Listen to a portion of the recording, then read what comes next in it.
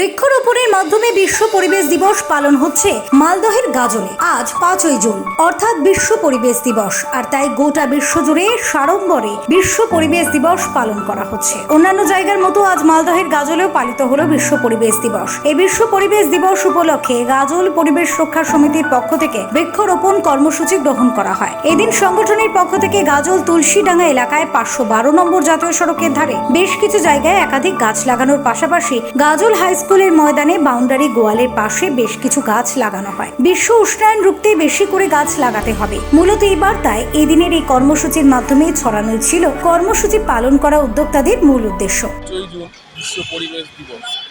আমরা সকলেই জানি যে বিশ্বের উষ্ণায়ন যেভাবে বাড়তে চলেছে, বেড়েই চলেছে।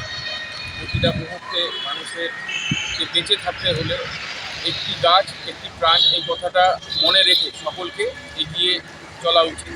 তাই বিশ্ব পরিবেশ দিবসের জন্য প্রতিটা দিনই মানুষের কাছে একটা গুরুত্বপূর্ণ দিন হয়ে যাচ্ছে, যে গাছ ছাড়া মানুষকে বেঁচে থাকা কিন্তু বা প্রাণী জগৎকে বেঁচে থাকা আগামী দিনে খুবই মুশকিল। তাই প্রত্যেককেই অনুরোধ করবো সকলে মিলে বাড়ির ফাঁকা জায়গায় সকলে গাছ লাগান, গাছ লাগিয়ে পরিবেশকে সবুজায়ন করে তুলুন। এই 5ই জুন সকল মানুষের একটা শপথ নেওয়া উচিত যে প্রত্যেক বাড়িতে অন্ততপক্ষে 2-3টে করে গাছ লাগানো উচিত। Bureau report, Bankura news 1।